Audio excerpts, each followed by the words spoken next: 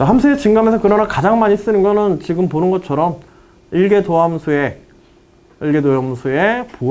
부호를 이용해서 함수의 증가함을 이야기하는 거다. 가장 많이 쓰는 건. 제시문 4. 두 점 사이의 최단 거리는 두 점을 연결하는 선분의 길이다. 이거 그냥 뭐 별거 뭐 진짜 일도 아닌 걸 갖다 써놨지. 그게 뭐 쓸 거 없어서 쓴 것 같아, 내 생각에는.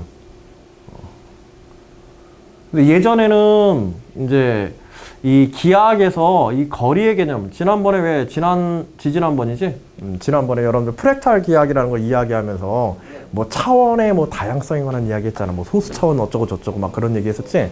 좀 복잡한 거 뭐 별로 이제 그렇게 논술 문제 뭐 자주 등장하지 않는 얘기긴 한데, 의미 삼아서 했는데, 예전에는 이 길이에 관한 정의에 관한 것들도 그 논술 문제에서 변형돼서 비교과적인 요소가 가장 많이 나왔던 게 사실 이 길이에 관한 이야기들의 기하 문제들이 좀 나왔었어. 그 비유클리드 기하학이라고 그래가지고 구면 기하, 곡면 기하에 대해서 제시문에 설명해주고 여러분들이 뭐 그걸 어느 정도 이해할 수 있는가, 뭐 이런 걸 이제 푸는 문제. 뭐 논술 문제에 등장하기는 좀 힘들지만은 간단하게 하나 정도 그냥 졸린 것 같으니까 하나 정도 얘기해 보면, 얘기하지 말까? 졸려하는 것 같아서. 구면, 우리가 보통 여기 지금 제시문에서, 지금 이 제시문에서 보여주는 것처럼, 우리가 두 점 사이의 거리라고 하는 것은 최단거리 선분을 얘기하지, 기본적으로. 근데 이 최단거리 선분이라는 게 사실, 그 정의에 따라서 물리학적으로는 사실 최단거리 선분이라는 거를 우리가 아는 수학에서의 어떤 직선이라는 개념이 아니라 시간 개념으로 사용하는 경우가 많아. 즉, 최단 시간 경로를 직선으로 정의하기도 해, 물리학에서는. 과학에서는. 근데 사실 수학에서는 시간이란 개념은 좀 애매하지. 시간이란 개념을 수학적으로 표현하는 데 쓴다는 게 그렇게 뭐 그냥 순수한 수학과 같이 느껴지진 않아. 순수한 수학과, 순수한 기하학이라든지 이런 데에 왜 그러냐면, 기하학이라는 것은 수학에서 요구하는 건 어떤 거냐면 시간과 공간에 상관없이 언제나 성립할 수 있는 절대적인 어떤 법칙을 찾아내는 걸 수학에서는 주로 목적으로 삼거든. 근데 일반적인 물체의 운동이나 이런 것들은 어때? 시간에 따라서 위치나 이런 것들이 그냥 형성적으로 변화하거나 쪼개지고 합쳐지고 변화하고 이런 것들이 굉장히 심하잖아. 일상에서의 어떤 모습들이 수학적으로 많이 표현되어지긴 하더라도 순수하게 수학에서 원하는 것은 그런 시간적 요소를 배제하는 경우들이 많아. 조금 어려운 얘기를 얘기하면. 자,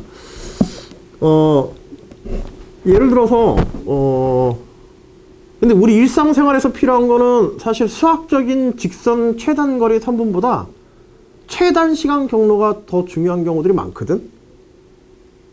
만일 건물을 똑바로 세운다 이럴 때는 최단 길이가 제일 중요하겠지. 그치? 근데 사람이 어디에서 어디로 이동해 간다 그럴 때는 최단 거리가 중요해, 최단 시간이 중요해. 최단 시간이 중요해. 막히는 곳으로 일부러 찾아가지고 늦게 갈 필요는 없잖아. 거리가 짧아도. 그쵸? 여러분들 굴절의 법칙이라고 배웠죠? 과학에서 굴절의 법칙. 굴절의 법칙. 물리학에서의. 빛은 이동해 갈 때 최단거리 경로를 이동해 가는 게 아니라 두 점 사이를 이동해 갈 때 항상 최단시간 경로를 통해서 이동한다. 그러므로 해서 빛은 우리가 생각하는 항상의 직선 경로가 아니라 곡선 경로를 따라서도 이동할 수 있다.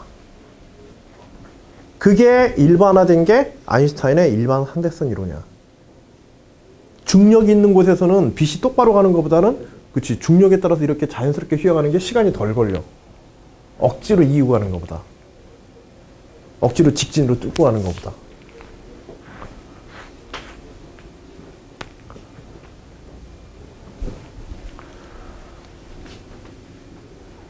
(1번) 매질이 있고 (2번) 매질이 있는데, 빛이 굴절하는 현상은 뭐 때문에 나타나는 현상이야? 굴절률. 굴절률의 차이는 굴절하는 정도의 각의 차이지, 그치?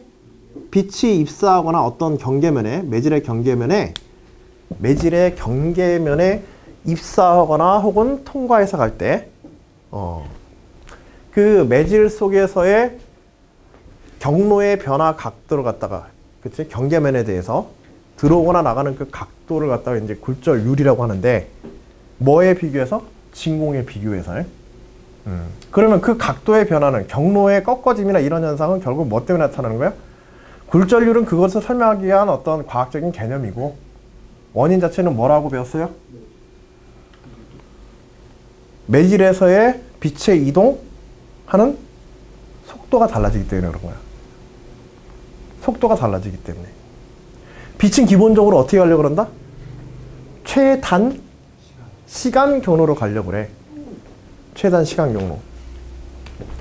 그런데 매질을 통과하는 속도가 서로 다르게 되면 얘의 속도가 더 크게 되면 이 지점에서 이 지점까지 직선으로 가는 것보다 속도가 빠른 구간을 조금 더 많이 지나가고 속도가 적은 구간을 조금 더 짧게 지나가면 얘가 이거보다 짧죠? 얘가 이거보다 길죠? 그래 안 그래? 그러면 속도가 빠른 구간을 좀 많이 지나가고 속도가 느린 구간을 적게 지나가면 이렇게 꺾어져 가는 길이는 길지 몰라도 시간은 어때? 1번 경로하고 2번 경로하고 시간이 더 이쪽이 더 빨리 도착할 수 있지? 그럴 가능성이 있잖아. 그래 안 그래? 실제로 그렇거든. 이게 이제 굴절 현상의 원인이 되는 거야. 매질에서의 뭐의 차이 때문에 나타나는 현상이다? 굴절 현상이라? 속도의 차 때문에 나타나는 현상이다. 만일 V1에서의 속도가 더 빠르다면 어떻게 돼? 그때는 이쪽을 많이 지나가는 게 좋겠지? 1번 매질 쪽을. 그러니까 그때는 이걸 바깥쪽으로 해서 이렇게 가는 거란 말이야. 여기를 짧게 가고.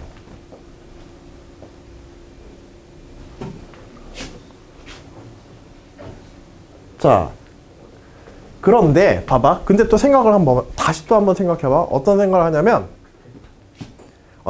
그렇다고 그래서 자, 얘를 두 번째 매질에서 속도가 빠르다 그래가지고 얘를 무한히 길게 가면 2번 경로를 무한히 길게 가고 1번 경로를 갖다가 최대한 짧게 가고 2번 경로를 갖다 이런 식으로 간다. 이 세 번째 경로가 두 번째 경로보다 더 시간이 짧다라고 얘기할 수 있을까? 모르겠지. 모를 수도 있는데 기본적으로는 뭐 이렇게 들어갈 수는 없어. 이렇게 될 수는 없어. 왜냐면 수직으로 들어가기 때문에 여기. 여하튼지 이렇게 되면은 뭐가 문제가 생겨?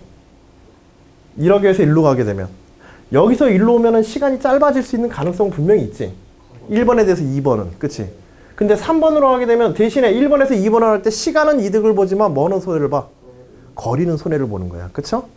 3번에서 4번으로 가면은 거리에 대해서 더 손해를 보게 되지. 그치? 그러면 도대체 그럼 빛은 어떤 경로를 택하겠는가? 여기에 이 사이에 직선이나 수직으로 해서 가는 이 두 개의 경로 사이 어딘가에 시간이 최소로 걸리는 특정 경로만을 선택하여 가게 된다는 거예요. 그 경로가 유일하게 존재해. 뭐를 풀어보면? 속도 시간 관계식을 이용해서, 그치? 응? 빛의 속도 시간 관계식을 이용해 가지고 거리를 최소화시키는 수학 문제, 최대 최소 문제를 푸는 거지. 응? 시간에 따른 거리 문제로 풀어가지고 시간을 최소화시키는 방정식의 해를 구하게 되면 그 해가 몇 개가 나온다? 유일하게 하나가 나오게 돼 있어. 느낌으로 볼 때도 그렇고. 그래서 수학 문제에서 최대 최소 문제로 이런 경로 문제가 시간 경로 문제. 알겠지? 가톨릭대 문제에서 나왔었고 서울대 문제에서 나왔었고 숭실대 문제구나. 간혹 최대 최소 문제에서 꽤 난이도 있는 문제로 나와요. 자, 시간에 대한 어떤 경로에 대한 얘기인데 이번엔 곡선의 경로를 좀 얘기해 볼게. 구명기하기라고 그래가지고 우리가 이제 보통 직선이라고 그러면 이제 시간이라는 걸 제외시키고 직선이라는 걸 한번 생각해 보자. 자, 직선의 정의를 어떻게 하냐면 직선의 거리를 최단 거리 경로를 직선이라고 하자. 자, 그러면 근데 제한을 두는 거야. 제한을 두는 거야. 이런 무한히 평평한 판에서는 당연히 직선이라는 거는 두 점을 연결한 직선이 아니라 이렇게 되지. 근데 지구 구면 위로 제한시켜 놓으면 우리가 실제로 사는 공간은 어때? 지구 속으로 저 안에 들어가 살고 그러진 않잖아. 그치? 이동하거나 할 때는 지구 표면을 통해서 이동하지. 그럼 우리한테는 실제로 중요한 거는 무한히 긴 직선이 중요한 게 아니야. 뭐가 중요해? 곡선이 중요해. 지구 위에서 곡면을 타고 움직여야 되니까 우리한테 실생활에 필요한 직선은 우리의 생활에 어떻게 돼 있기 때문에 제한되어 있기 때문에 공간상으로. 그치? 응? 자, 그러면 구면 위에서 최단거리 경로를 마찬가지로 뭐라고 하자? 직선이라고도 정의할 수 있다는 거야. 구면 위의 직선을. 예를 들어서 남극과 북극을 이동하는 최단거리 경로 중에 하나는 뭘까? 경도선. 그치? 적도 위에 있는 두 점을 지날 때에는 어떤 경로를 따라가면 되겠어? 그치, 위도, 영도인 적도선을 따라서. 적도선을 따라서. 구면 위를 움직일 때 최단거리 경로는 어떤 경로냐면 두 지점을 연결하는 곡선을 긋는데 이 곡선이 전체 구죠. 3차원 공간의 전체 구의 중심을 원의 중심으로 하고 두 점을 지나는 큰 원의 경로를 따라가면 이 경로가 두 지점을 지나는 가장 짧은 경로가 되게 돼.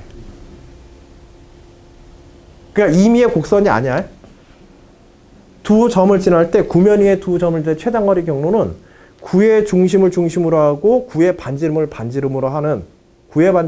반지름으로 하는 두 지점을 연결한 원을 그려가지고 그 원주위로 움직일 때 가장 빨리 움직이는 거야. 같은 위도에 있는 두 지점을 우리나라 서울하고 미국의 샌프란시스코하고 좀 비슷한 위도상이 있는데요. 만일 우리나라 저쪽 반대편에 있는 게 좀 좋겠는데 브라질 쪽이라 그랬는데, 우루과이요? 우루과이 앞바다입니다. 그래? 그러면 거기까지 비행기 타고 간다고 하자. 우루과이 앞바다까지. 아니, 그럴 필요 없어. 자, 만일 동일 위도상의 두 지점을 통과하려고 한다면 위도선을 따라서 쭉 이동하게 되면 이건 오히려 시간이 더 걸려요. 왜 그러냐면 위도선은 어떻게 해서 만들어 놓은 거야? 위도선은 위도선을 쭉 연결해서 보게 되면 그 중심이 위도선도 쭉 연결하면 하나의 원이지, 지구 위에. 원은 원인데 얘는 중심이 지구 중심에 있어, 없어? 지구 중심에 없어. 그래서 사실 같은 위도상의 두 지점을 지날 때는 위도선을 따라서 이동하는 게 아니라 지구 중심이 이렇게 있으면은요, 지구 중심에서 이 두 지점을 지나는 원을 그리고 그 원을 따라서 곡선을 통해서 이동하는 거야. 즉 남쪽이나 북쪽으로 조금 치우쳐서 이동해야 돼. 북반구에 있는 위도상의 점들은 약간 북쪽으로 치우쳐서 이동해야 되고, 남반구에 있는 두 점을 지날 때에는 남쪽으로 약간 더 치우쳐서 이동해야 돼. 그래서 어디가 중요하냐면 북극 항로라든지 남극 항로가 그래서 중요한 거야. 북극 항로. 지구 반대편에 가고 싶어. 내가 있는 곳의 반대편에 가고 싶어.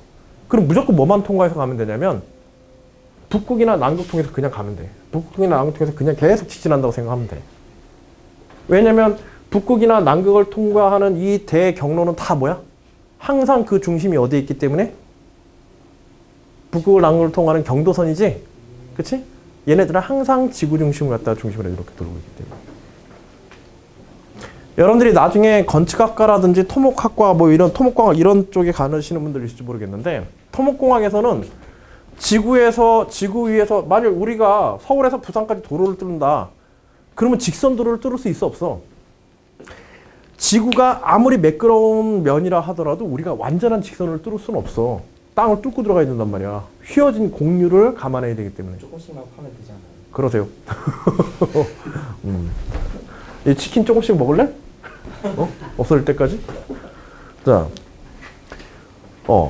그래서 그 지구 구면이를 갖다 이렇게 이동해서 가는 것보다 이동해 가야 되는데 그때는 그냥 구면 위에서 직선으로 턴을 뚫고 가는 그런 것들을 갖다가 생각하지 못한다고 하자. 응?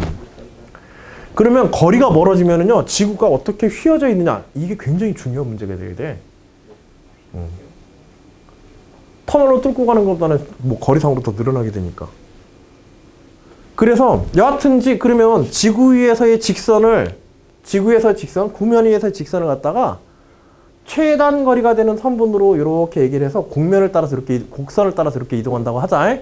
구의 중심을 원의 중심으로 하고 구의 반지름을 반지름으로 하는 대원 위를 움직일 때 가장 짧은 경로로 이동하는 거야. 응? 자, 이걸 우리는 직선이라고 했어요. 뭐라고 했어? 직선을 정의한 거야. 구면 위에서 직선을. 자, 여러분들 지구 위에다가 직선을 그으면은 넌스처럼 이렇게 뭐 들은 사람도 있을지 모르겠는데 지구 위에다가 직선 경로를 따라서 이동하다 보면 굉장히 특이한 현상들을 만날 수가 있어요. 그치? 삼각형을 갖다가 만일 우리가 삼각형의 한 꼭지점에서 다른 두 꼭점을 통해서 이동해 온다고 하자. 그러면 적어도 몇 번의 방향 전환을 해야 돼? 2번. 가다가 다른 꼭지점 한 번 만날 때마다 2번 방향 전환을 해야 돼. 그치? 자, 삼각형의 내각의 합은 얼마야? 180도야. 그치? 네. 근데 이 구면 위에서는 이렇게 곡선을 갖다 우리 직선이라고 정의해 버리게 되면 구면 위에 휘어진 선을 경로를 최단거리 선분을 직선이라고 이렇게 해서 서울에서 부산까지, 부산에서 또 다른 지역까지, 그 지역에서 서울까지 지구 표면 위에 직선도로를 만들어 이동했다고 하자. 그러면 이때 만들어지는 이 직선 위에서 만들어지는 삼각형의 내각의 합은 180도로 고정이 되질 않아요. 특정 각이 형성이 안 되고 변화하는 삼각형의 면적이라든지 이런 것들에 따라 달라지는 각을 가지게 돼. 왜냐하면 단점으로 생긴 뭐냐면 모든 경도선은 최단거리 선분이라고 그랬지. 남북극을 지나는 경도선은 무지하게 많잖아. 그래 안 그래? 남북극 지나는 경도선은 무지하게 많지? 그치? 그리고 모든 경도선은 적도선과 어떻게 만나? 모든 경도선과 적도선은 수직으로 만나요. 항상. 즉 북극에서 남극을 향해서 가장 짧은 경로로 가다가 적도에서 방향을 딱 끄면 90도로 꺾이는 거야. 그치? 자, 그러면 북극에서 출발을 했다고 해봐. 북극에서 출발해서 경도선을 하나 타고 내려와. 남극계까지 가는 경도선을. 직선 경로 따라 가는 거야. 그쵸? 그러다가 적도에 딱 다다르는 순간 방향을 탁 틀어요. 적도를 타고 방향 트는 거야. 몇 도? 90도. 자, 그러다가 가다 보면 경도선이 또 있죠. 이것 말고도 경도선은 무수하게 많으니까. 또 다른 경도선을 타고 직선으로 최단거리로 북극까지 가는 거야. 여기 몇 도? 90도. 자, 이미 여기에도 내각이 있죠. 동일한 직선이 아니기 때문에. 그치? 응? 따라서 내각의 합이 180도를 어떻게 되게 돼? 넘어서게 돼. 이 삼각형은. 지구 구면에서 대삼각형은. 그리고 또한 어디에서 꺾어지느냐에 따라서 이 각들이 일정의 변해. 내각의 합이. 내각의 합이 계속 변하지? 그치? 몇 도까지 될 수도 있어요? 최대 360도까지 가능하게 돼.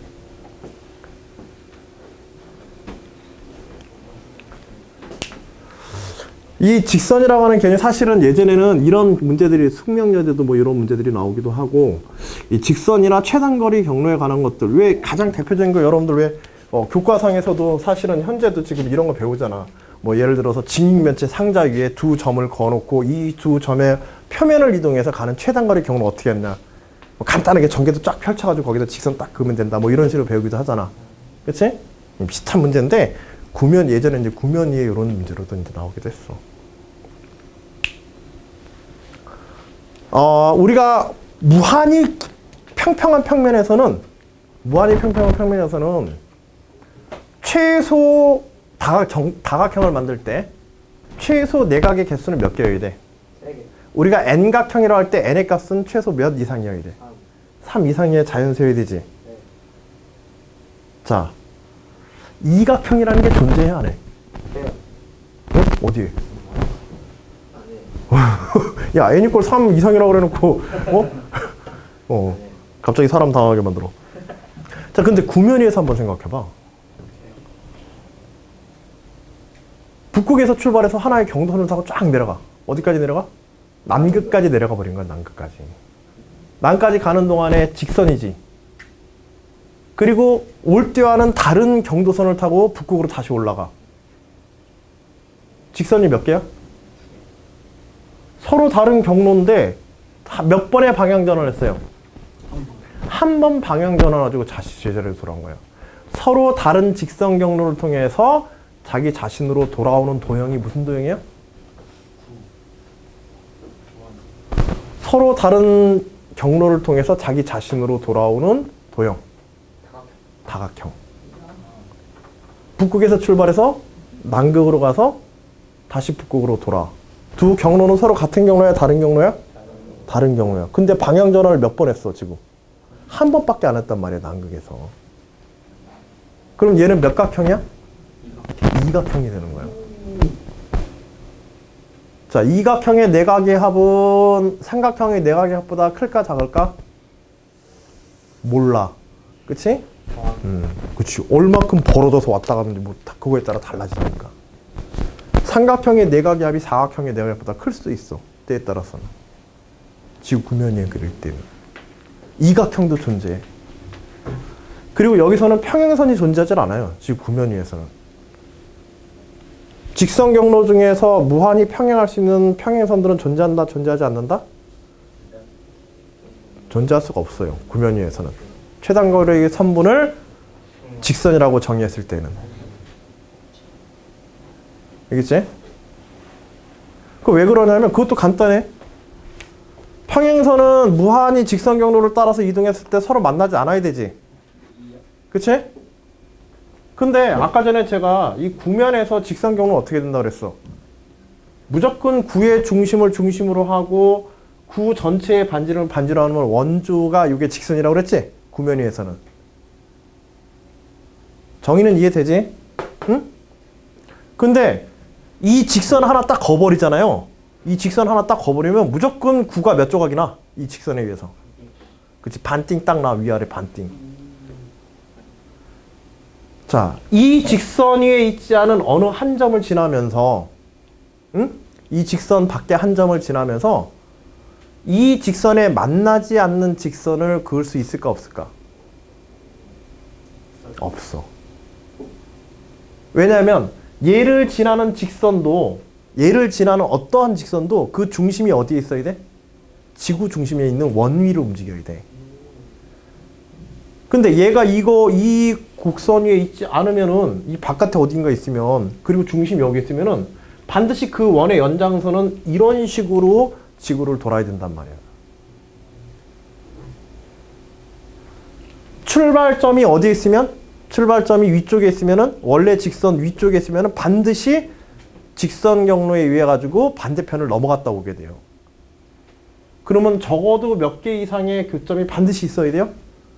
그렇죠. 2개 이상의 교점이 반드시 있어야 돼요. 반드시.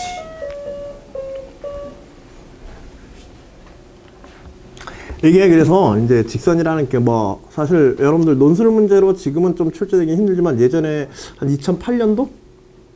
9년도? 요때는 이제 한참 기하 문제에서 상당히 유행했던 문제야. 구면기하기라고 그래서 제시문에서 이제 그런 정의를 설명해주고, 응?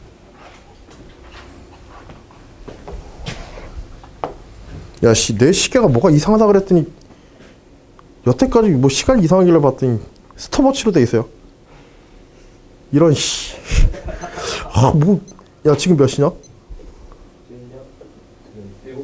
7시 55분, 8시 반. 8시 반? 7시 35분 아니야? 네, 맞아요. 자, 일단 좀 각설은 여기까지 하고, 혹시라도 이런 뭐 내용 나오면 수학적인 어떤 계산으로 생각하지 말고 그 정의를 잘 봐주셔야 돼요.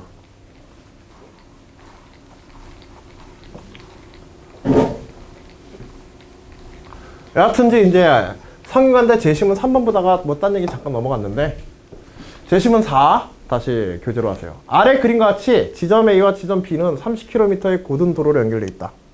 자, A와 B는 직선 경로이다. 무한평면에서 30km. 지점 A와 지점 C는 길이가 18km인 곡선 구부러진 도로로 연결되어 있다. 단 도로는 평평한 평면 위에 있다. 자, 성균이는 B 지점 B를 출발하여 도로를 따라 시속 15km/h의 속력으로 지점 A로 달려가고, 명륜이는 성균이와 동시에 지점 C, 곡선이 있는 지점 C로부터 도로를 따라서 시속 6km/h의 속력으로 지점 A로 걸어간다. 그러니까 한 명은 직선 경로 가고 한 명은 18km의 곡선 경로를 따라 간다는 얘기지. 성대 문제 티가 확 나죠. 성균이. 성대 문제로 성균이 나온 거야. 명륜은 왜 나온 거예요? 성균관대학교가 서울 명륜동에 있어요. 네. 그래서 명륜이에요. 아, 명륜동에는 예, 그 대학로 있는 데가 명륜동이에요. 해화동 옆에 바로 명륜동. 성대가 그 대학로 위에 있거든. 문제 1번. 지점 A와 성균이 사이의 최단거리와 지점 A와 명륜이 사이의 최단거리가 같아지는 순간이 출발 후 2시간 이내에 적어도 한 번 존재함을 보이시오.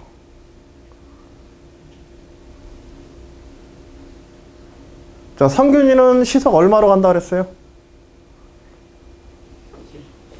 15. 명륜이는? 8. 자, 2시간은 왜 잡은 거야, 이거? 문제에서 2시간은. 2시간 지면은 성균이가 A를 갔기 때문에. 그치. 시속 15km니까 30km 그냥 가고 끝나버리지. 네. 그래서 2시간을 잡아준 거야. 즉, 문제는 뭐냐면, 성균이가 지점 A에 도착하기 전에 명륜이와 뭐가 같아지는? 그치. 지점 A로부터 직선 경로지. 그치? 직선 거리가 같아지는 시간이 반드시 한 번 이상 존재한다. 그걸 증명해라. 방정식의 해의 존재 유무에 관한 문제로 바로 인식할 수 있다면 굉장히 문제를 수학적으로 잘 인식하고 푼 거고, 그렇지 않다면 그런 경험 문제로서 알아둬. 알았지? 그러니까 거리는 누가 더 멀리서 출발했어요? 성균이. 실제로 성균이가 멀리서 출발했지. 자, 18km인데다가 명륜이는 18km인데다가 9분 길이잖아. 9분 길이니까는 직선 거리는 무조건 최초의 직선 거리는 누가 더 짧아요?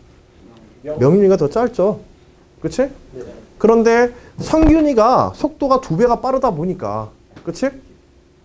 맞지? 2배 맞지? 속도 2배? 예. 아니구나. 15km하고 6km/h구나. 예.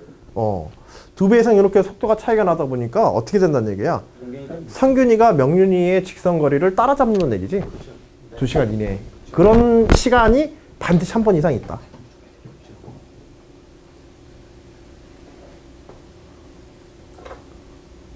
그러면 어떤 수학적 접근이나 수학적 표현 등 혹은 수학적 방법을 이용해서 이걸 갖다가 우리가 설명 한번 해볼까, 이거. 딱 느낌상으로 봤을 때 재심은 쫙 보게 되면 중간값 정리야, 첫 번째는. 알겠지? 그리고 중간값 정리를 활용해서 하고자 한다면 기본적으로 보조함수 등을 만들어서 방정식의 해가 0이 되어지는 해의 존재 유무에 관한 이야기를 해주면은 돼. 그 방법을 알고 있다면, 여러분들이. 그 방법을 알고 있다면. 자, 먼저 성균이의 시간에 따른 거리를, 그치? 표현한다면, 시간에 따른 거리를 점 A로부터 시간에 따른 거리를 표현한다면 최초의 거리는 얼마야? t가 0일 때? t가 0일 때는 30km지? 그 다음에 t가 2일 때는? 0이죠. 자, 그 다음에 명륜이의 t가 0일 때의 거리는? 몰라. 모르는데 뭐보다는 작어? 18보다는 작어. 중요한 거는 30보다 작다는 게 중요해. 왜냐면 성균이하고 비교할 거니까. 알겠지? 응? 여하튼 18보다 작을 거 아니야, 최초에. 명륜보다 거리가 더 짧았어. 근데 2시간 후에 성균이는 도착했는데 명륜이는 도착해, 못해? 못해. 2시간 와봐야 명륜이는 12km밖에 못 왔기 때문에. 곡선으로 6km를 더 와야 되니까. 그치? 네. 그러니까 이번엔 2시간 후에 거리는 누가 더 커? 명륜이가 더 커. 자, 명륜이의 위치를, 시간에 따른 위치를 성균이의 시간에 따른 위치를 PT라고 하고, 이제 이런 것들을 설명할 때 요령이야. 그 다음에 명륜이의 시간에 따른 위치를 QT라고 하자. 그러면 P0는 얼마야? P0는 30. 그치? P2는 얼마야? 0. 2시간 후엔 0이야. Q0는 뭐보다 작아? 18보다 작아. 뭐 30보다 작아도 되고 18보다 작아. 그 다음에 Q2는 뭐보다는 커? 0보다는 커. 그치? 그래서 성균이의 시간에 따른 위치에서 명륜이의 시간에 따른 위치의 차의 함수를 생각하자. 요걸 RT라고 하자. 그러면 R0는 양이야, 음이야? 양. 양이야. R2는 양이야, 음이야? 자, RT는 연속이야, 불연속이야? 시간에 따른 거리의 움직임이기 때문에 연속함수지? 얘가 연속이고 얘가 연속이고 연속함수의 차기 때문에 얘도 연속이야. 그러면서 양인 영역과 0과 2 사이에 양과 음의 값들을 가져야 돼. 그러므로 RT가 0이 되어지는 T가 반드시 그치 0과 2 사이에 하나 이상 존재해야 된다. 증가값 정리의 이제 활용. 보조함수에 의한 설명. 보조함수에 의한 설명까지 하면 거의 완전한 답안인데 그런 게 만일 힘든다면 개념적으로라도 설명할 수만 있으면 돼. 보조함수나 뭐 이런 점 찍고 기호화시키는 거는 필수적인 건 아니야. 알겠지? 설명의 편의성을 위해서 여러분들한테 기왕 수업하니까 설명의 편의성을 위해서 여러분들이 연습해 두라는 거지. 내가 그런 걸 다 정말 쓰기 귀찮고 힘드는데 굳이 써야 될 이유는 없어. 알겠지? 내용의 정확한 요소만 전달해 주면 돼. 가능하면은 이렇게 정리 쓰는 게 좋아. 그래서 T만큼의 시간 후 이제 이게 중간값 정리를 활용해서 방정식의 해외 유무를 존재 유무를 갖다 이용해 가지고 어떤 특정 상태가 존재하는가 존재하지 않는가. 여러분들 나중에 뒤에서 이런 거 또 볼 거예요. 알겠죠? 미분 파트 뒤에 가면은 이런 게 또 나와. 응? 속도 시간 관계 속도 시간 거리 관계 가지고 이런 거 자주 나와. 특정 상태를 만족하는 시간이 적어도 주어진 시간 영역에서 한 번 이상 있다. 이런 거 측면은 무조건 중간값 정리와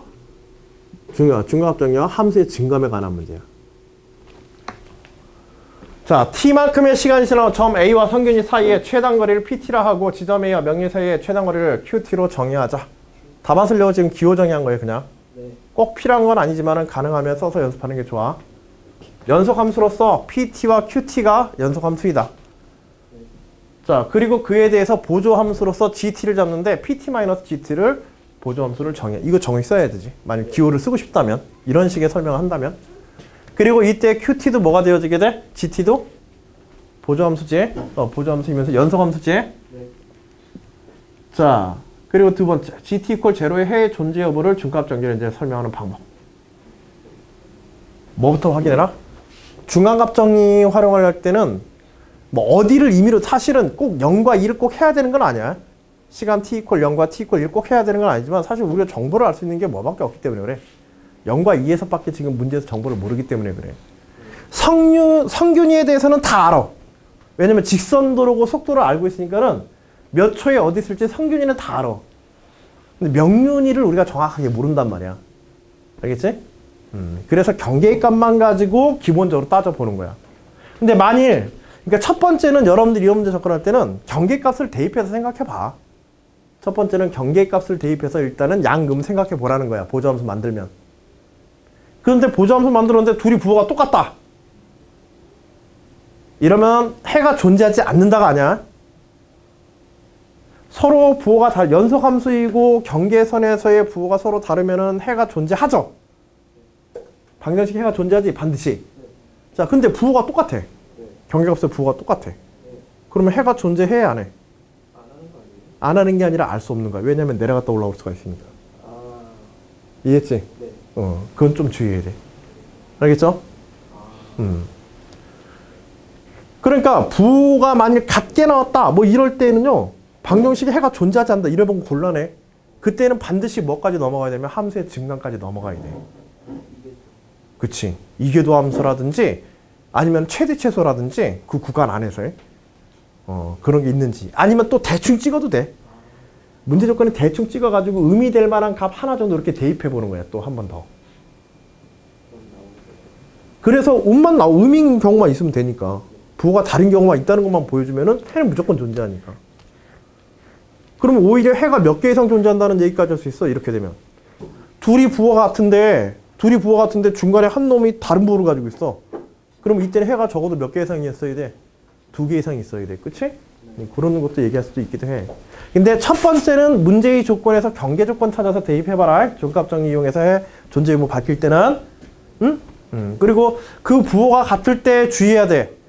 부호가 같다 그래서 해가 존재하지 않는 게 아니야. 존재하지 않을 수도 있고 존재할 수도 있는 거야. 그러면 그때 가서 다른 적당한 값을 대입해 보는 것. 미분으로 바로 넘어가지 마시고. 미분 넘어가면 복잡하니까 미분으로 바로 넘어가지 마시고 다른 적당하게 찍어서 대입할 수 있는 어떤 적당한 값이 있나? 부호가 달아질 만한 어떤 값이 있나? 그런 걸 한번 찾아봐. 그걸 먼저 해. 알았지? 그리고 그게 정 안 된다고 싶으면은 이제 미분으로 넘어가서 해 존재 유무 맡기려고 한다면 뭐 더 복잡한 이제 수학적 방법을 택해야 돼. 자, 이거는 그냥 수리적으로 이제 표현하는 걸 보여주는 것 뿐이야. 내용은 다 알겠지?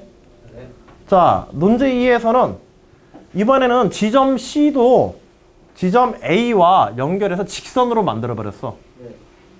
명륜이가 달리는 길도 뭘로 하자? 직선이라고 하자. 직선으로 18km 떨어져 있다고 하자. 자, 그러면 이렇게 해놓으면 명륜이와 성균이의 점 A로부터의 거리가 같아지는 시간이 유일하게 하나 존재한다. 한 번만 존재한다. 요걸 증명해라. 요거는 이제 우리가 뭘 할 수도 있어요. 명륜이의 시간에 따른 위치도 완전히 알 수 있지. 그치? 속도를 알고 있고 직선 경로이기 때문에. 그래서 아예 뭘 구할 수 있어? 0이 되어지는, 아까 전에 GT는 계산은 GT를 식을 만들어가지고, 그치? 시간 거리식 만들어가지고, GT 이퀄 제로가 되는 방정식의 해를 구해버릴 수도 있어. 그래, 안 그래? 응? 봐봐. 명륜이는 시간에 따른 위치가 어떻게 되어지게 돼? 거리가 A로부터. 성균이는? 아까 전에 15km/h라고 그랬나? 15 곱하기 T, 30 마이너스 이렇게 되겠지. 그치? 최초는 요만큼 빼줘야 되니까. 요게 PT고. 그 다음에 GT는? QT는? 그치. 18 마이너스 시속 6km니까 6T 이렇게 되겠네. 요게, QT. 그리고 요것에 차를 갖다가, 그치? 요것에 차가 뭐가 되어지는? 0이 되어지는 T에 대해서 T 구해버리면 되죠. 그래, 안 그래? 근데 그렇게 하면은 감점 될 수 있는 가능성이 있어요.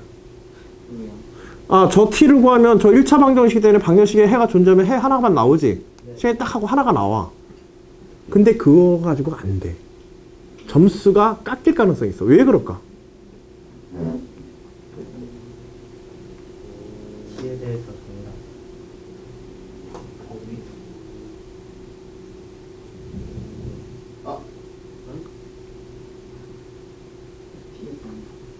제시문을 활용하는. 그렇지. 제시문에 뭘 활용 안 했어요? 증감을 여태 활용 안 했단 말이야. 문제 다 끝났는데. 아까 얘기했지. 그치? 이게 워낙 자명하게 딱 나와버리니까 이게 워낙 자명하게 딱 하고 값이 나와버리니까 시간 얼마 하고요. 그리고 딱 끝내버려요. 그런데 그게 감점될 수 있었단 말이야, 실제로. 이게 모의고사여가지고 그때 이제 이 문제에 대해서 학교 측에서 이제 어떤 평가 요소라든지 그런 걸 냈는데 제시문에서의 함수의 증감에 관한 활용이 반드시 들어가도록 요구했어.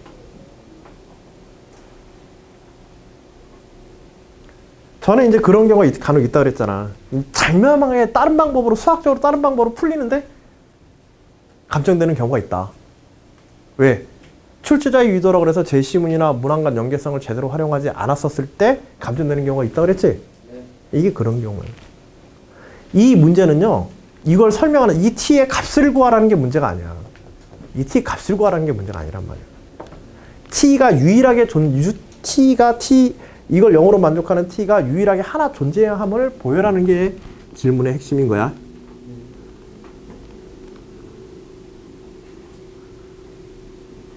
자, 앞에 1번의 문제에서 이 방정식의 해는 중간값 정리에서 무조건 존재해야 되죠. 네. 왜냐하면 t equal 0를 대입하면 뭐가 나와? t equal 0를 대입하면 이걸 뭐 ht라고 한다면 h0는 양이야 음이야? 야. h0는 양이야. h2는 무조건 뭐야? 음이야. 그리고 연속이야. 그래서 t equal h 뭐 c equal 0인 c가 존재. 이게 문제 1번이지? 네. 똑같이. 응? 문제 1번에서. 자, 이제 뭐만 보여주면 되냐면 뭐만 보여주면 돼 이제. 그치. 제시문을 활용해 가지고 미분에서 얘가 증가함수라는 거 보여주면 돼. 뭐 증가함수이거나 감소함수. 구간 내에서 증감이 변한다 안 변한다? 안 변한다는 것만 확인해 주면 되는 거야. 그래서 H'T를 구해봐야 되는 거야. H'T를 구하니까 얼마야? 마이너스 15에 플러스 10 플러스 6 이렇게 되어지지? 네. 그래서 마이너스 얼마냐? 9가 되어지나? 그래서 음이 되어진다. 그래서 HT는 무슨 함수다? 0과 2 사이에서 감소함수이다. 자, 0과 2에서의 감소함수이면서 양에서 음으로 변화한다. 그러므로 해는 유일하게 하나 존재한다. 끝. 아. 무슨 얘기인지 알겠지? 네.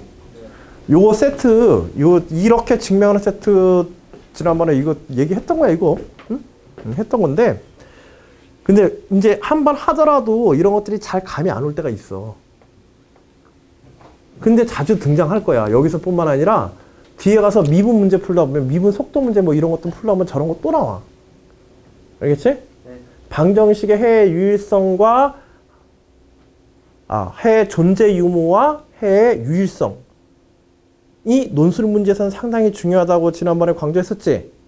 기억나? 네. 그 문제들이 같은 스타일이야. 똑같이. 지금 이게 만약 그때 제대로 이해했다면 왜 이렇게 해야 되는지에 대해서 여러분들이 알고 있어야 돼. 그리고 나중에 또 하다 보면 이게 또 나올 거야. 그만큼 논술 문제에서 중간값 정리와 함수 미분을 통한 함수 증감, 특히 함수 증감 이런 것들을 통해서 방정식의 해의 존재 유무와 유일성에 대해서 증명하도록 하는 문제가 굉장히 자주 출제되어 왔어. 알겠죠? 네. 자, 뭐 다른 질문 일단 여기까지 일단은 성대 문제를 보고 이제 5장을 마무리할 텐데 혹시라도 뭐 다른 궁금한 사항이나 질문 사항 있는 거 있어요, 여기서?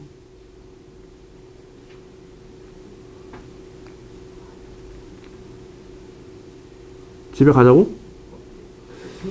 그게 조용하게 얘기하는 거냐? 어? 이 모양이 아니라 이 모양을 보고 한 게 아니라 소리를 듣고 알았어. 다 들려. 들리라고 한 거 아니야? 아니, 들리지도 않을 걸 뭐하러 얘기하냐? 응? 피곤해?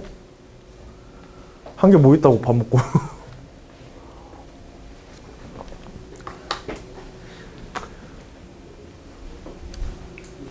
그러면 뭐 다른 궁금한 사항 없으시죠? 근데 요 함수의 증감과 함수의 증감이란다. 사실 여기는 뭐 그 연속 함수의 성질에 관한 이야기 속의 중간값 정리와 해 방정식의 해 존재 유무 요걸 이제 포함시킨 건데 논술 문제에서는 그런 유형의 문제들 말고도 실제로 함수의 극한과 연속성을 활용하는 문제들이 굉장히 많고 최근에 와서 문제 출제 빈도도 상당히 많어. 이 영역들이. 그래서 그 문제를 다 다룰 수는 없고 너무 많은 시간들을 요하니까 또 다른 문제들을 좀 몇 가지 추려봤으니까 참고사항으로 약간의 추가 문항을 문제만 보자. 알았지? 문제가 어떤 건지. 숙제는 아니고 일단은 여러분들 그냥 참고 문항으로 뒤에 해설이랑 다 달아놨어. 알았지?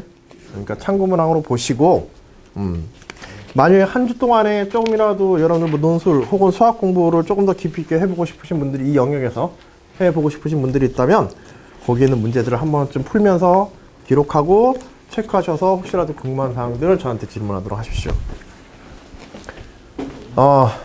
거기에 보면은 여러분들 이 지금 나눠드린 참고 자료들의 구성에 관해서도 잠깐 알려드릴 텐데 거기 1페이지에 보시게 되면 문항 1이 있고 이게 지금 성경 아래쪽에 보면은 여기 문제 지금 드리는 문제들은 아래쪽에 다 그 표를 달아놓을 거야. 알았지? 몇 년도 어디 학교 문제이고 그 다음에 문제 논술 문제 난이도에서 어느 정도 난이도를 가지는가 상중하 정도 혹은 상중 상하 뭐 중하 뭐 이런 정도로 해서 표현을 할 거야. 그리고 마지막 부분에는 다 해설을 달아놓을 테니까 뭐 여기서 뭐 중하 정도의 문제라고 한다면은 이제 수도권 지역에 있는 학교들의 문제에서 좀 자주 빈출되거나 하는 정도의 수준 문제들이라고 하면 돼. 혹은 논술 문제에서 1번 문제로 등장하는 정도의 가벼운 이제 도입하는 정도의 문제라고 보시면 돼요. 거기 1번 문항은 사실 제시문에 있는 기호와 식들을 갖다 기호에 대한 정의라든지 문제 조건만 제대로 이해하게 되면 굉장히 쉬운 문제야. 알겠지? 다만 이제 함수의 극한과 극한에 관한 어떤 연습 문제로서 기하와 우리가 앞에서 오늘 했던 그런 이제 기하학적인 연습 문제와 유사한 속성을 가진 거라고 보시면 되겠고요. 오늘 이제 수업에서 하지는 않았지만 여러분들이 조금 더 깊이 있게 봤으면 하는 문제가 뭐냐면 이 페이지에 있는 문항 2번 요거는 좀 체크해 두세요. 수능 문제에서처럼 극한을 계산하는 문제야. 알았지? 한양대 에리카 문제로 나왔는데 이런 계산형 문제도 잘 나와. 응? 실제로 문제가 뭐 아주 어렵거나 그러진 않지만 이런 문제도 나온다는 거 알아두고 이런 계산형 문제들은 또 어떻게 다뤄야 되는가. 이것도 식변형을 제대로 해야 돼. 문제의 조건에서. 그리고 위에 주어진 조건의 문항 2의 제시문 가를 보게 되면 제시문 가에 함수 fx와 gx에 관한 조건들이 나와 있어. 근데 그 조건이 그렇게 쉬운 조건은 아니지. 함수 자체가 fx 이퀄 x 곱하기 2x제곱. 물론 아까 전처럼 뭐 x의 k제곱에 2x제곱 뭐 이런 꼴까지는 아니어도 서울대 문제처럼 이런 꼴까지는 아니어도 꽤나 복잡하게 함수 자체를 준단 말이야. 극학관 문제가 어렵게 나올 때 어떻게 나오냐면 다른 거 없고요. 극한에 쓰이는 그 함수 자체를 복잡하게 만드는 거야. 함수 자체를. 자, 그 다음에 문항 3번을 푸시되 문항 3번은 요 성대 문제로 나왔는데 난이도 중급으로 잡았는데 사실 이거는 이거는 계산으로도 풀 수도 있고 직관적으로도 풀 수도 있어. 그러니까 뭐 계산이 아니라 어떤 적절한 설명을 통해서도 그냥 언어적인 어떤 설명을 통해서도 이렇게 될 것이다 라고 추론하여도 정답을 맞출 수 있어. 그러니까 두 가지 방법의 접근 방법을 한번 생각해봐. 요거는 3번은 조금 이따 좀 더 얘기를 할게요. 자, 여러분들이 좀 가장 중요하게 풀어볼 문제는요. 거기 문항 5번에 있는 문제예요. 문항 5번의 별표. 요거는 최근에 가장 많이 나오는 함수의 연속과 최대 최소에 관한 문제야. 알겠지? 그리고 문항 4번과 문항 6번은 문항 4번과 거기 문항 7번 있죠? 요건 좀 많이 어려워. 알겠죠? 문항 4번하고 7번은 응? 문항 4번은 조금 문항 4번과 7번은 생긴 꼬라지도 보면은 좀 그렇지. 그 7번은 가톨릭대 문제로 출제됐는데 비슷한 문제가 연대에서도 뭐 비슷한 문제가 출제되기도 하고 가톨릭대 위대 문제로도 같은 소재의 내용이 출제했는데 물론 내용은 조금 더 어렵기는 하지만은 근데 가능하면은 저는 문제 7번은 해설지를 보고라도 한번 읽어보면 좋겠어.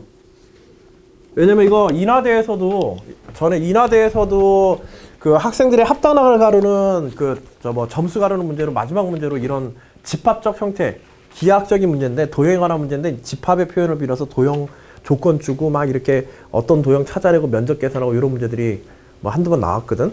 응? 그래서 7번은 어렵기는 하지만은 한 번쯤은 그 마지막 해설지를 보고라도 어렵다면 해설지를 보고라도 한 번쯤 좀 읽어보면 좋겠어요. 알겠죠? 7번은. 자, 그리고 다음 주 과제는요. 그 금방 얘기했던 문항 5번.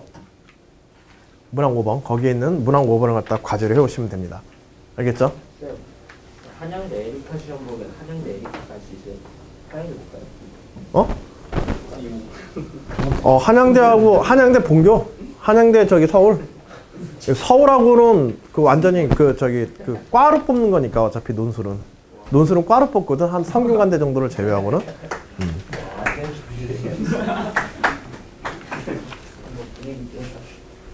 재밌었어. 성공해서 분위기 띄우는 데는. 근데 기분은 좀 나빠지는 것 같아, 왠지.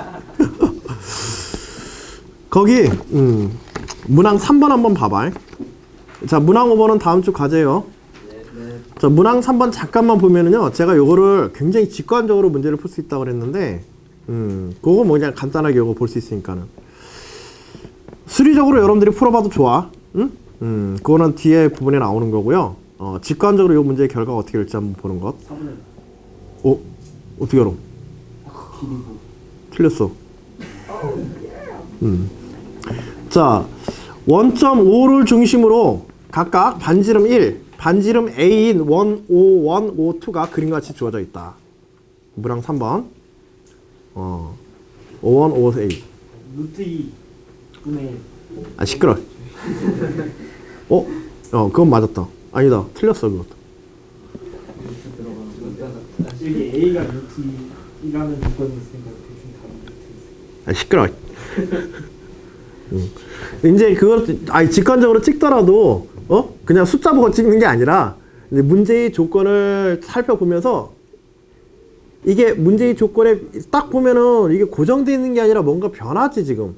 왜냐면 QA라 OA라고 되어 있고 A가 어떤 특정 범위 이상의 값들이란 말이야. 그러니까 변수로서 지금 원이 변하는 거야. 원이 변하니까 만일 이 문제에서 거기다가 문제를 딱 보면 이게 극한으로 되어 있잖아. 이때 이런 극한 문제에서는요.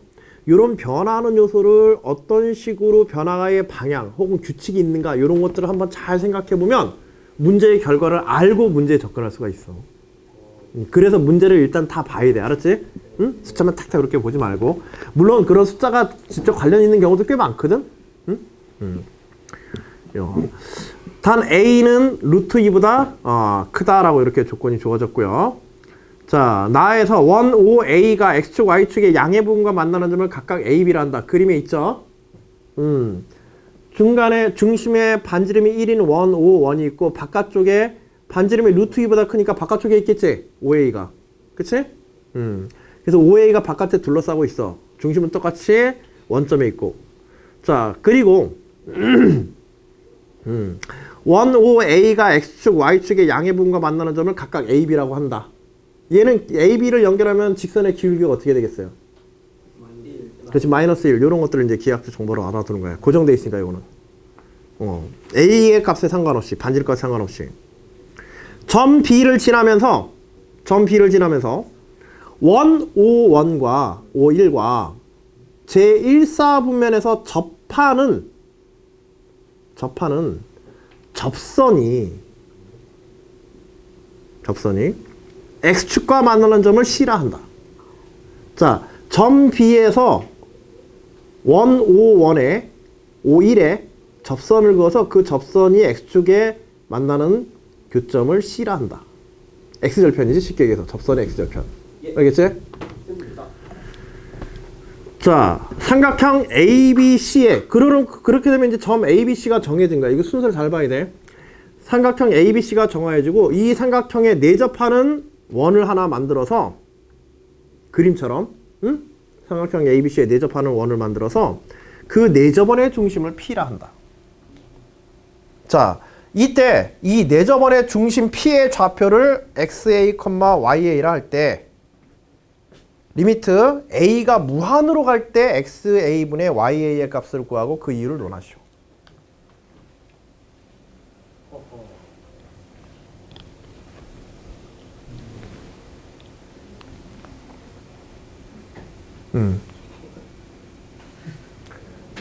자, 삼각형 ABC의 내접원의 중심 P는 반지름 A가 무한으로 갈 때 그 중심의 좌표가 어떻게 되게 되냐 그거 알아봐라는 거야 사실은.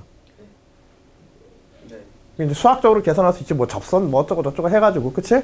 아까 내 기울기가 마이너스 1인 뭐 직선 선분 AB 뭐 이런 거 해가지고 직접 구할 수는 있어. 구할 수는 있는데 이제 그렇게만 보지는 말고 조금 직관적으로 간단하게 끝내는 방법 뭐가 없을까? 극한에서 지금 A가 뭘로 가고자 있어요? 극한은 극한인데. 이 극한 문제에서 이런 방법 많이 쓰거든. 무한대로 가버려. 자, 결과 얼마 나올지 예측한 사람 혹시 지금? X의 좌표, 중심 P의 X좌표, Y좌표의 비율이 얼마가 될지. 숫자 하나가 떠오르긴 해. 어떤 숫자가 떠올라? 또 루트 2? 4분의 루트. 야, 그거하고 루트 2분의 1하고 무슨 차이야? 2분의 아, 2 루트 2분의 1이구나. 어? 조금 많이 바꿨네. 루트 3분의 어떻게 그렇게 찍었어? 네? 약간 루트 2분의 1은 살짝 멈출 거예요. 아, 그래? 그거 페인트였어.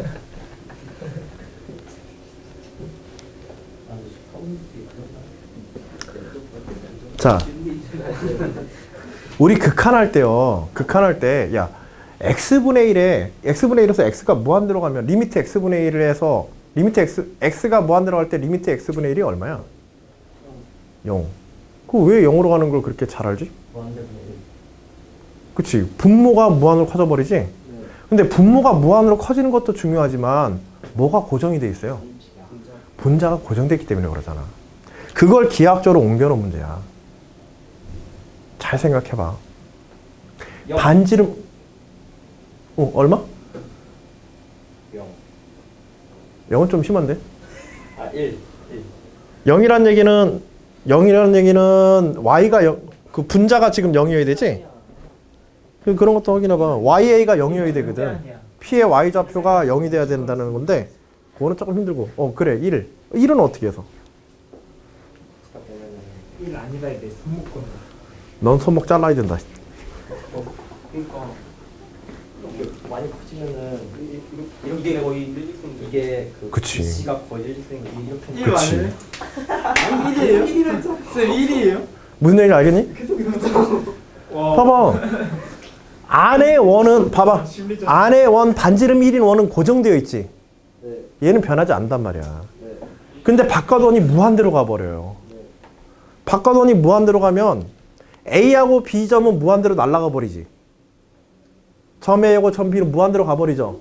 그치? 점 A하고 B는 무한대로 가는데 거기에 있는 C는 어떻게 돼버려? 어디에 가까워져? 점점 1,0에 가까워져 버리게 돼. C는 점 C는. 기하학적으로 극한이 어떤 상황이 될지 대충 이해할 수 있겠지? 그리고 무한대에 가게 되면 A와 B가 무한대로 날아가는 거잖아. 그치? A와 B가 무한대로 XY축을 따라서 가버리게 되면 상대적으로 점 C의 위치는 어디라고 봐도 무방해. 1,0이지만은 상대적인 크기로 보면 0,0이라고 봐도 거의 차이가 있어 없어? 거의 차이가 기하학적으로 안 느껴지겠지? 직관적으로 보자는 건 그런 거야. 어떻게 느껴지겠지 안 느껴지겠지 이런 직관적인 요소를 보자는 거야. 그러면 결국 무슨 삼각형이 돼버리게 돼요? 그냥 직각삼각형도 아니고 그치 직각 이등변 삼각형이 되어지게 돼. 그치? 그리고 1사분면에 있는 XY축을 두 변으로 가지는 1사분면에 직각 이등변 삼각형이면 그 중심은 반드시 어떤 직선 위에 놓여 있어요? Y 콜 X 위에 놓여 있어야 되지. 그치? 그래서 XA 대 YA에 비해 극한이 얼마가 되어지게 된다? 1이 되어진다라고 추론해 볼 수 있는 거예요. 이게 실제에서는 이렇게 풀리지 않아요. 그치. 물론 답안에서는 이제 실제 답안에서는 이렇게 풀어도 근데 생각해봐. 그렇게 답변했을 때 그 대신에 이거는 만점은 분명히 받기는 힘들 거야. 왜냐면 수리적으로 완전하게 뭐 설명했다라고 보기보다는 직관적인 추론이라든지 그런 데 좀 많이 위존하고 있으니까. 그치? 그런데 0점은 될까 안 될까? 이거 0점은 아니야. 단순히 결과만 맞춘 건 아니거든. 극한에서의 어떠한 기하학적인 상황에 대한 추론은 정확하게 들어간 거야. 그래 안 그래? 네.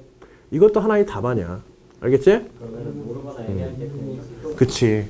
만일 여러분들이 여러 문제를 풀다가 마지막 문제, 복잡한 문제나 어려운 문제는 좀 힘들어도 지금처럼 이런 방향성으로 우리가 문제를 해결하거나 접근 방향을 알아낼 수도 있단 말이야. 혹은 문제의 결과를 내가 안다고 할지라도, 계산해서 한다고 할지라도 그 계산의 결과가 과연 타당한가? 그걸 하나하나 다 계산해서 맞추기보다 결과를 내가 이미 알고 있는 상태에서 문제를 읽고 있는 상태, 문제를 읽으면서 내가 이미 결과를 극한에서 이렇게 되는 거 거의 확정적이지 이거는. 그치? 알고 있는 상태에서 문제를 적고 있는 거하고 결과를 확인하는 거하고 아예 그냥 생판 모르는 상태에서 그것에 대한 복잡한 계산의 결과를 갖다가 계산해서 맞는가 틀린가 확인하는 거하고 답안에 대한 부담도 상당히 차이가 있지. 간혹 이런 문제들이 있어요. 자주는 아니야. 최근 문제에서 자주 나오는 문제는 아닌데 얼마 전에 이런 형태의 문제들이 또 나와서 자, 그런 접근법의 아이디어도 한번 생각해 보시고 이거에 대해 수학적으로도 완전하게 한번 좀 풀어보세요. 알겠죠? 기하학적 극한에 대해서 오늘 기하학적 극한 문제가 한 2문제 정도 있었으니까는 자, 5번 문제는 과제 문제로 여러분들 해보시고 오늘 여기까지 지금 마무리하겠습니다. 자, 따로 질문 없으시죠? 네, 그래요. 수고 많으셨습니다.